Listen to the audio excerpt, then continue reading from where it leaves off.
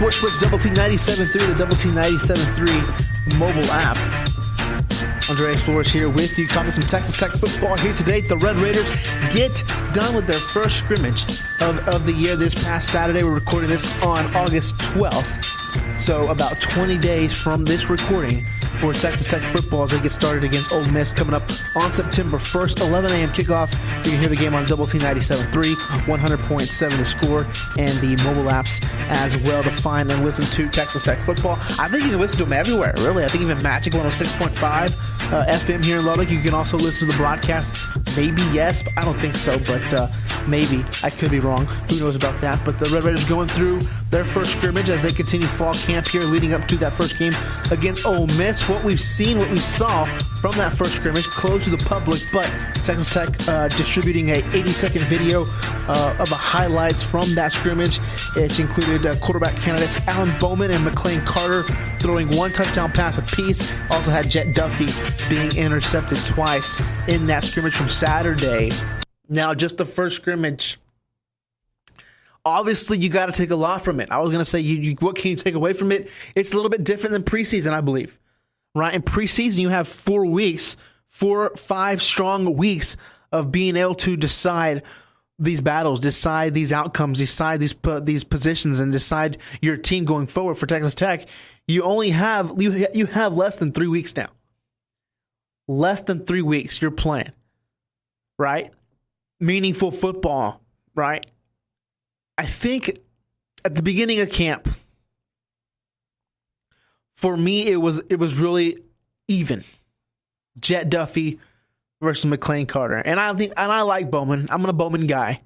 Could he start again this year? Possibly, with the new redshirt rule. Maybe. Now, if he does, what does that mean? Does that mean Texas Tech is absolutely horrible? And it could either mean they're horrible and they start the season 0-8 or whatever. They're not, but. Or you have injuries to where one guy is season ending and another guy is maybe a concussion protocol or a banged up hand, something like that, where you have to almost throw in there Alan Bowman to get that start in a game.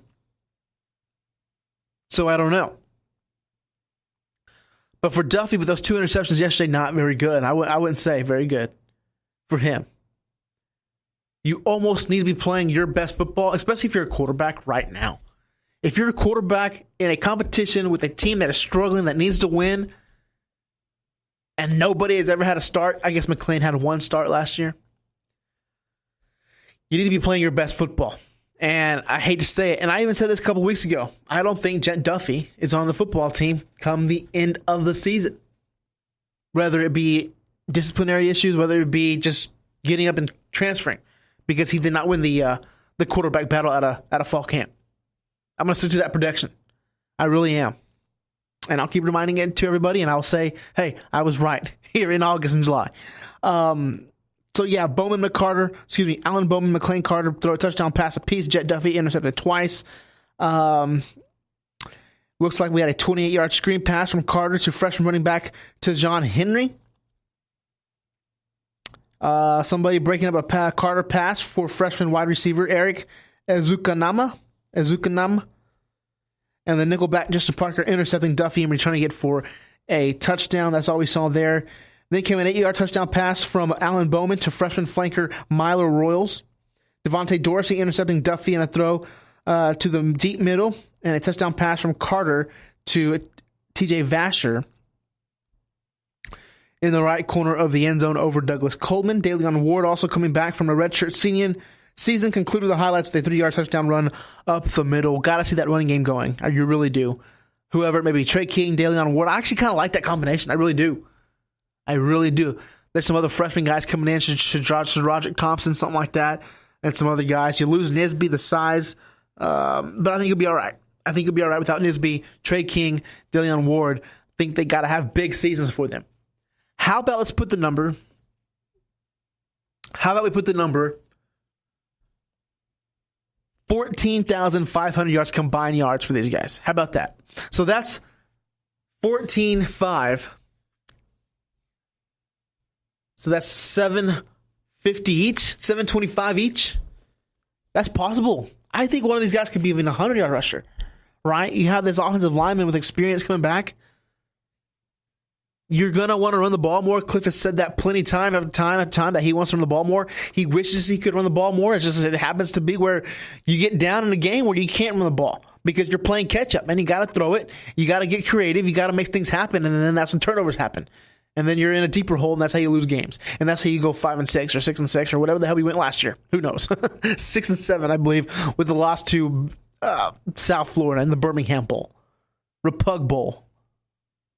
I didn't like that bowl. I wish we never went to that bowl game last year against South Florida or whoever. But anyway, I digress. I think Tech will have another scrimmage next Saturday, which will put us at 14 days away. And then I think maybe even one more. I could be wrong. But maybe they have 3 scrimmages, and we'll see. Do we get a starter named? Now, not publicly named, but do we have a starter after scrimmage number 2? I wouldn't be surprised if we had one now. That's tough to say, though.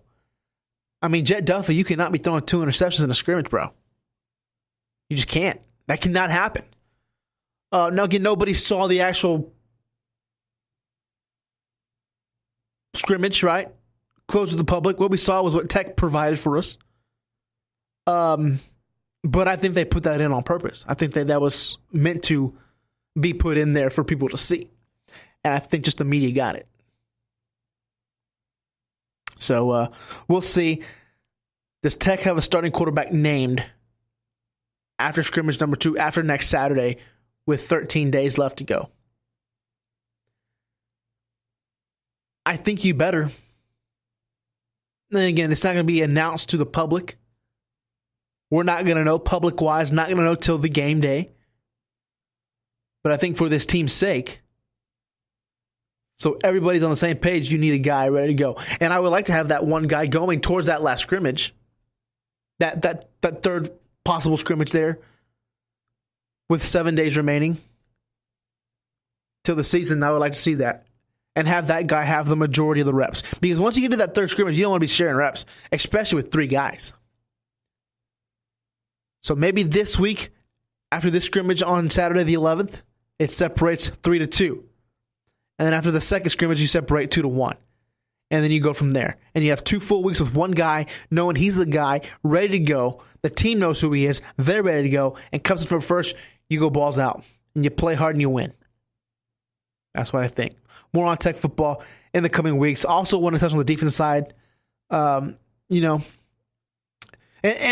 me being a guy in the media, I hate to say it, but I just don't know much about the defense, which I should because you have 10 starters coming back, right? Obviously, the linebacking core with Jeffers and Dakota Allen and Jordan Brooks, solid. Jashawn Johnson, solid. I don't even know if he's practiced yet, to be honest with you. There was some injury news also coming out of the first scrimmage. It looks like apparently Octavius Morgan is out with some sort of injury. It looks bad too, depending just going off guys' Twitter accounts from the team, saying stuff like, speedy recovery, God's got you, we got you 5, regarding his jersey numbers for Octavius Morgan. So stuff like that. Don't want to see that in a scrimmage. Don't want to see that in a preseason kind of format there. Octavius Morgan was supposed to be a guy that was going to be on that defensive side of things and be a player and be good and be ready to go, help that team. And it looks like he may be out for an extended period of time. No official word yet. It looks like Cliff will make an announcement coming up on Monday for that one. But that's going to be it here for some Tech football talk. Season preview, season prediction coming up here in the coming weeks. We'll get to that here on the online edition of the Sunday Sports Blitz, and we'll go from there. Texas Tech football 20 days away.